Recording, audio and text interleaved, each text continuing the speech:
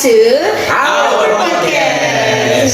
Nah, sekarang kita mau ngebahas apa nih kalau boleh tahu, Wan? Kan kita duduk ada kamera berjajar kayak mau pengajian. Ini kita mau ngapain sih? Mau ngebahas apa? Hari ini itu kan udah jelasin kita bakal podcast nih. Nah, kita bakal ngebahas tentang permasalahan sosial yang ada di apa? Di kalangan Gen Z. Bener, di kalangan Gen Z, terutama di kalangan mahasiswa baru. Kayak kita ini ya. Kita ini. Nah, ada banyak banget nih tentang permasalahan sosial bakal dibahas. Tapi sebelum itu kita kenalan dulu yuk sama host dan bintang tamunya. Dimulai dari kakak yang cantik banget ini. Aduh, hai. Siapakah dia? Hai teman-teman, yang dari paling cantik adalah aku Lulu Tozia Putri dari kelas Mandiri A. Salam kenal. Lanjut ke kakak yang satu ini, host yang satunya juga. Siapakah dia? Halo guys, kenalin nama aku Bilal Rafliasari dari kelas reguler B. Oke. Nah, gua sendiri, nama gua adalah Fatuhillah Sri Budayawan dari kelas reguler B. Yeay, udah ya. Nah, Oh, ada hostnya satu lagi. udah nih, hostnya udah nih. Oh, Tanya yuk siapa sih namanya bintang tamu kita saat ini? bintang tamu kita tuh siapa? Siapa? Perkenalkan diri Anda. Halo semuanya, perkenalkan nama aku Jian Petra Gigabat dari reguler B. Yeay. Oke, karena kita udah perkenalan ya kan, langsung aja kita masuk ke pembahasan, yaitu masalah sosial yang terjadi di kaula muda, di Gen Z, dan juga terutama mahasiswa baru gitu. Nah, yang pertama itu adalah stres dan kesehatan mental. Langsung aja kita tanya nih ya, ke bintang tamu kita, punya pengalaman nggak sih tentang stres dan kesehatan mental itu, dan gimana sih cara menanggulanginya atau mengobatinya? Pernah nggak? Aku punya pengalaman stres dan kesehatan mental. Itu stresnya itu mikirin tugas, mikirin rumah, mikirin cucian. Aku masih mikirin cucian guys, masih mikirin cucian, terus mikirin pokoknya banyak yang aku pikirin lah. Terus yang lain sebagainya. Terus kalau cara menanggulanginya itu, kalau aku pergi ke suatu tempat Healing. Suatu tempat tapi yang dingin. Oh, dingin, harus dingin. Bukan gunung tapi Masuk kulkas gitu enggak, bukan kulkas. Tempat yang dingin dan sepi. Oh, menyendiri, menenangkan diri. Benar. Dirinya gitu. Boleh kasih tahu nggak contoh tempatnya tuh di mana di Bandar Lampung? Kalau aku tuh sering ke Gunung Kucing. Gunung Kucing. Apa yang di Gunung Kucing? Ya menyendiri kan Iya, dia Nah, Pak, itu kan kayak hal basic gitu. Kalau kesehatan mental yang kayak pernah dibully ya pakai gimana gitu, ada nggak sih? Ada. Oh, ada. Aku pernah. Jadi suatu cerita, aku sejak SMP, sejak SD, aku sering banget dibully. Bahkan SMP aku dijauhkan selama 3 tahun. 3 tahun. Tiga Jadi tahun. kamu temannya gimana tuh? Pertemanannya ya udah sama orang-orang itu aja, sama lingkup itu aja. Jadi aku berteman hanya sama 3 orang sahabat sampai sekarang, alhamdulillah masih ada. Satunya itu orangnya Gedung Tatan, sama satu laginya itu orang Bandar Jaya. Dan aku salah satunya dari antara mereka berdua. Dan itu ya aku berteman sama mereka ya udah itu aja, main sama mereka, makan sama mereka, kemana-mana sama mereka gitu. Sisanya ya udah baik, nggak ada mau berteman lagi sama mereka. Karena entah aku salah apa mereka nggak mau berteman sama aku, nggak tahu kenapa. Kayak gitu. Tapi kamu taunya itu dibully, beda nggak sih bully sama dijauhin gitu teman-teman? Tahu. Karena mereka nggak cuma ngejauhin aku aja, mereka sempat mengulas kembali apa yang aku sudah katakan. Gitu. Misalnya aku kayak sedang apa gitu, apa namanya, kayak ngapain ya? Aku ngobrol sama guru nih, dibilang sama teman aku yang lain, ih sosokan banget gini segala macam. Dibilang caper gitu ya? Iya, dibilang caper. Sangkanya mau caper sama guru, padahal mah enggak. Oh, gitu. Kayak gitu teman-teman. Nah, lanjut nih. Kita tanya ke salah satu host aja ya, daripada lama durasinya gitu kan. Salah satu host siapa nih? Tanya. Halo. Siapa ya? Zi aja deh. Zi. Ada nggak sih pengalaman tentang stres dan kesehatan mental gitu, dan gimana sih cara menanggulanginya? Mungkin aku boleh throwback masalah aku yang gap year setahun yang lalu ya teman-teman. Di situ adalah dimana kesehatan mentalku down banget. Titik terendahku tuh selama 19 tahun itu ya di situ, karena yang pertama nggak, teman-teman kan udah pada pergi kuliah, udah pada ngejar impiannya masing-masing, sedangkan aku tuh masih kayak harus nunggu. Dan itu bener-bener buat apa ya? Buat stres ya. Dan apa? Self esteemnya jadi rendah gitu. Kalau aku cara nanggulangin stres dan kesehatan mental aku dengan cara nonton Soal Ganteng alias K-popan. Cewek sekali. Iya, cewek Gen Z banget. Aku nontonin kayak variety show Korea atau mungkin drama Korea, pokoknya yang bisa menghilangkan stres dan distraksi-distraksi. Nggak apa-apa sih, nggak apa-apa. Yang penting bisa memberikan energi positif ya. Bener banget. Sampai akhirnya bisa bangkit kembali seperti ini, seceria ini tuh karena K-pop, teman-teman. Jadi jangan menjudge. Ya oke, maaf. Gitu sih kalau dari aku. Oke, nah tadi kan udah tentang kesehatan mental. Iya. Pak. Kita bakal lanjut bahas ke tindakan kekerasan dan perundungan, bullying. Nah, tadi kan udah masuk nih briefing tipis-tipis. Udah disenggol dikit lah Udah kalimat disenggol bully dikit, gitu ya. Pak. Tadi bintang tamu kita ditanya pernah nggak sih ada bullying itu, katanya dijauhin dan kayak di perspektif jahat gitu, kayak wah caper nih ini nih. Nah gimana sih cara lu untuk ngatasin itu? Tadi kan lu bilang berteman dengan 2 teman lu, jadi 3 komplotan anjir. Komplotan jahat. tiga serangkai, 3 sekawan gitu. Iya. Nah, apakah cuman berteman dengan mereka doang yang bisa mengobati sakit hatinya karena lu dibully gitu? Gimana sih cara lu nanggulangi rasa dibully itu gimana?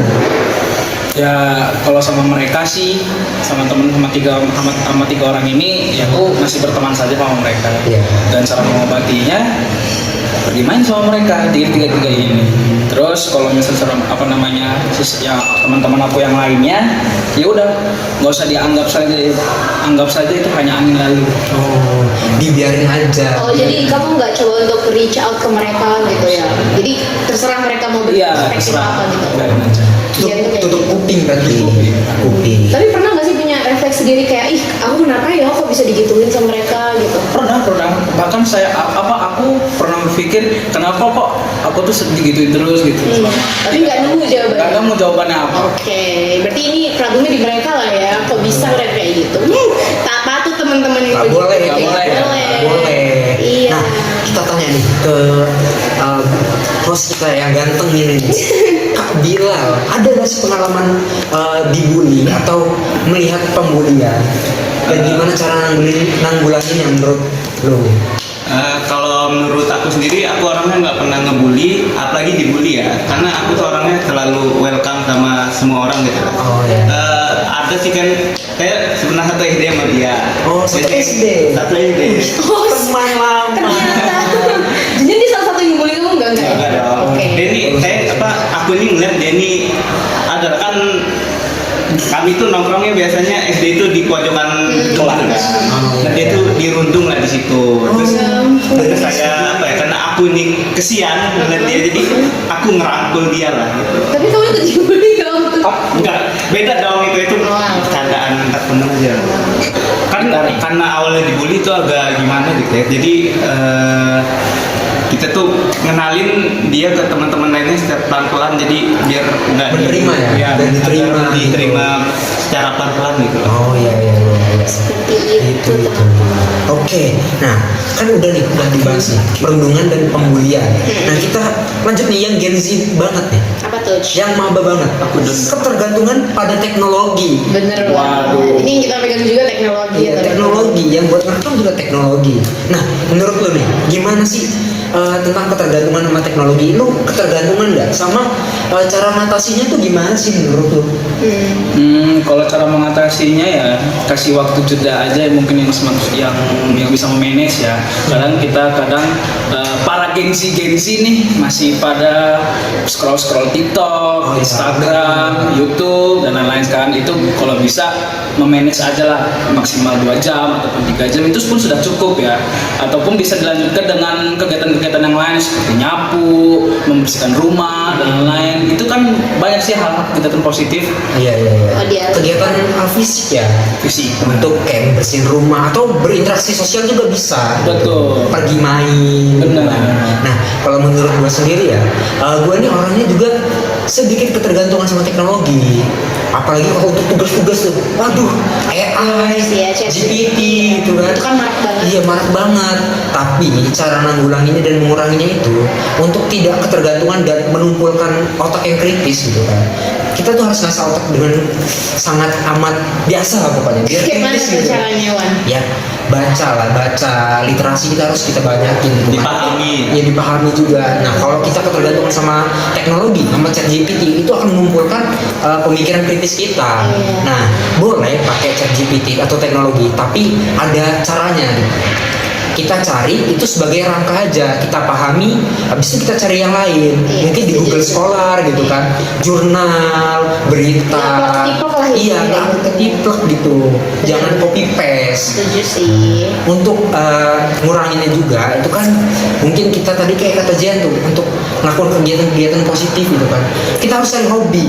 Setuju. Bener kan, cari hobi. Siapa yang bisa ada hobi? Aku, tapi hobinya sama teknologi. Ah. Nonton K-pop, ya kan? Nggak apa-apa. Nah itu dia teman-teman. Tapi memang gimana ya, nggak bisa dipungkiri juga nggak sih? Hidup kita tuh zaman sekarang kalau nggak ada teknologi tuh kayak Susah banget. nggak mungkin ya. Padahal kayaknya tuh bisa tapi nggak bisa. Iya, Gimana tuh? karena memang diharuskan sama zamannya gitu. Iya. Nah, Benar. kalau bisa nih, kita harus cari hobi-hobi yang kayak di luar rumah itu aktivitas fisik kayak mungkin Olahraga. yang ringan-ringan aja jalan, lari, atau main basket, atau keluar sama teman-teman gitu, nongkrong gitu. Olahraga. Iya, olahraga gitu kan. Nongkrong itu bisa sih sebenarnya kalau untuk ngurangin HP. Soalnya kan kalau udah berkumpul nih, taruh sih HP-nya, ngobrol dulu kita.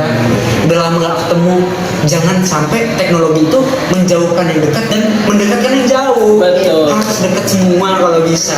Jadi dibagi aja lah. Iya, harus pembagiannya harus 50-50. Rata, bener. Setuju.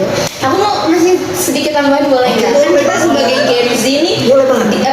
literasi digital itu juga penting ya. Bener, penting. Sebenarnya teman-teman kalau misalnya kita ketergantungan sama ChatGPT atau AI itu ya tergantung orangnya gimana cara meminimalisir gitu. Cuma menurut aku cara yang paling simpel biar kita nggak ketergantungan itu seenggaknya membaca teman-teman. As simple kita baca chat teman aja di grup, nggak langsung skip ke bawah itu udah literasi kok gitu. Intinya jangan males literasi karena itu penting banget. Bener, penting banget.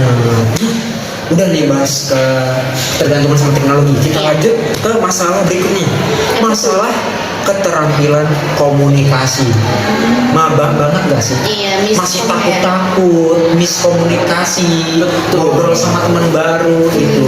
Nah, ada gak sih selama 4 bulan ini lu takut untuk berkomunikasi sama orang lain gitu? Soalnya kan ketemu lingkungan baru, teman-teman baru, orang-orang baru gitu. Pernah nggak sih? Ada nggak sih? Dan gimana sih cara untuk ngatasinnya? Benar. Apa namanya? Benar. Tiba-tiba benar. Bener dulu. Benar. Ya, ya, ya, ya.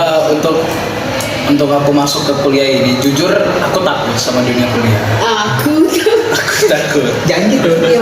Aku juga takut. Aku juga takut. Oh, iya. Salah. Kita sharing, oke terus? Cara berteman sama teman-teman baru itu kalau menurut aku style pede aja. Oh, sepede. Style pede. Karena yang menurut kita itu kawan komunikasi nih, oh udahlah kenalan gitu. Siapa tahu mendapatkan teman baru atau relasi baru kan, mungkin bisa jadi teman dekat ataupun yang lain kan sebagai kan bisa. Terus kalau misalnya apa namanya lingkup-lingkupnya sama 4 bulan ini, menurut aku so far fine sih. Fine ya, aman-aman aja. Orang-orang juga baik, teman-teman juga sih, Wan, dan yang lain juga baik kok. Gitu kalau menurut aku ya. Oke. Kalau menurut Kak Bilal, ada nggak sih tentang kesulitan berkomunikasi? Kan katanya Kak Bilal ini orangnya introvert banget. Udah kayak kulkas 12 pintu. Nah, itu gimana sih cara ngatasinnya? Coba jelasin Kak. Gimana ya?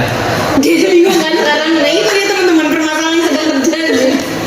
Sebenarnya kan aku ini pas SMA itu agak aktif orangnya. Oke. Tapi semenjak kuliah ini kan banyak orang-orang baru, lingkungan baru, jadi agak malu ya. Oh kamu tipikal yang butuh waktu gitu ya adaptasi. Adaptasinya agak lama. Sebenarnya kan aku ini sebenarnya orangnya yang suka ceplos-ceplos ya. Oh, Jadi gitu. harus apa namanya? Deket dulu. Iya dekat dulu sama orang-orangnya. Jadi, Mengenali dulu ya. mengenali orang satu-satu baru bisa jadi diri sendiri gitu loh. Jadi masih agak malu-malu lah. Oke. Gimana secara ngatasinnya gimana? Iya, ini lagi membiasakan diri Itu ya? di lingkungan Untuk lebih akur lagi. Jadi sekarang ngerasanya belum dekat gitu, makanya belum cepat close. belum semua. Belum semua kan berproses satu-satu gitu. Kalau kasih Apa tuh? ada nggak sih tentang itu pengalaman tadi yang kita bahas? So, karena aku ya teman-teman tipikal orang yang suka membuka topik pembicaraan, memang aku juga suka ngobrol gitu.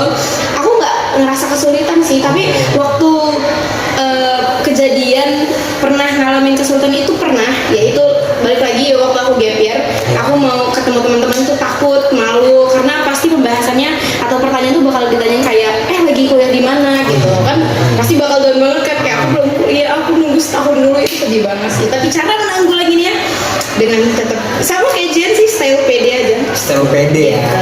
Jadi diri sendiri, karena aku memang suka ngomong gitu. Kalau Wan ada? Kalau aku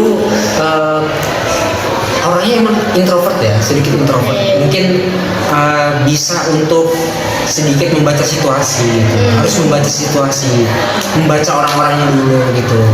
Sama kayak Bilal sih, kalau udah deket, udah tahu nih orang kayak mana, kita bisa masukin omongan yang cocok buat dia gitu, biar nggak ada ketersinggungan atau kesalahpahaman gitu kan. Nah, caranya juga untuk menghilangkan rasa takut berkomunikasi itu mungkin banyak-banyak ngobrol dengan diri sendiri sih, kayak ngobrol di cermin atau mungkin ngevlog gitu, walaupun jadi konten pribadi ya, dan diupload gitu. Tapi itu melatih skill gitu, melatih skill berbicara kita. Sama juga jangan takut untuk menatap lawan bicara kita gitu. Soalnya sopan santun saat berbicara itu menatap mata lawan bicara kalian. Bagus banget. Gitu. Tuh bisa dengerin Bill nih, sebuah tips juga nih buat Tips kamu. itu. Oke. Karena aduh, waktunya udah habis sih kita nih, udah kelamaan ya. Oh my god. Kita akhirin sampai sini dulu kali ya. Iya, padahal masih seru banget. Iya, padahal Membahas. lagi asik ya membahas-bahas ya. Oke, mau gimana lagi? Yaudah, sampai jumpa ke episode selanjutnya kalau ada. Dadah. Dah.